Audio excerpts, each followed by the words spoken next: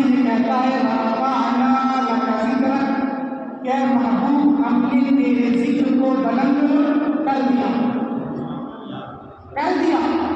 جو چیز مکمل ہو گئی، جو چیز مکمل ہو گئی اس کو ہم کرنے بیٹھے ہیں۔ سبحان رب نے جس کو مکمل کر دیا، ورفعنا لک ذکرک، اے محبوب ہم نے تیرے ذکر کو بلند کر دیا۔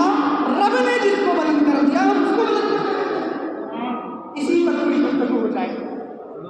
رب کہتا ہے ورفعنا لک ذکرک، اے محبوب ہم نے کہیں آپ میری بات سن کر غصے میں نہ آ جائے کہ یہ ملکی وعدہ لگا کچھ نہیں، ہم نے تو کہا کہ رب میرا رب ایک ہے، پاک ہے، بے عیب ہے، وہ اپنی ذات میں بھی ایک ہے، اپنی صفات میں بھی ایک ہے، وہ یکتا ہے، وہ ایک ہے، ہر حال میں ایک ہے۔ اور یہ مولوی کہتا ہے وَرَفَعْنَا لَكَ ذِكْرَكَ کے ترجمے میں یہ مولوی کہہ رہا ہے کہ اللہ فرماتا ہے کہ ہم نے اے محبوب ہم نے تیرا ذکر بلند کر دیا۔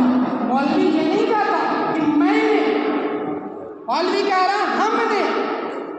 اس کو آتا جاتا کچھ کہیں آپ مجھ پر یہ کلپنا نہ کریں، اس سے پہلے میں آپ کے ذہن و دماغ پر قرآن کے اس اسلوب پر بھی آپ قرآن اللہ رب العزت جس ٹاپک، جس مضمون اور جس بات کی اہمیت کو اجاگر کرنا چاہتا ہے وہاں اللہ رب العزت اس اسلوب کو اپناتا ہے۔ اِنَّا نَحْنُ نَزَّلْنَا الذِّكْرَ وَإِنَّا لَهُ لَحَافِظُونَ، کہ ہم ہی نے قرآن کو نازل کیا اور اس کی حفاظت ہم ہی کرنے والے ہیں۔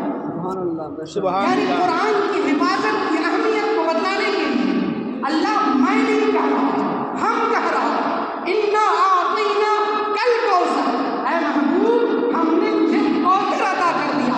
یعنی اللہ رب العزت نے جو نبی پاک صلی اللہ علیہ وسلم کو کوثر عطا کیا، اس مضمون کی اہمیت کو بتانے کے لیے، اجاگر کرنے کے لیے لفظ میں نہیں استعمال کر رہا بلکہ کہہ رہا ہم نے کوثر عطا کر دیا۔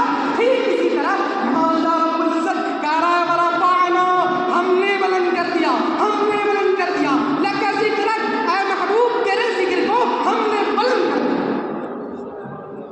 اور قرآن کہہ رہا ذکرک کر دیا، کر دیا۔ میں نے مفسرین سے پوچھا کہ اللہ رب العزت نے یہ کیوں کہا کہ میں نے کر دیا، یہ کیوں نہیں کہا کہ اے محبوب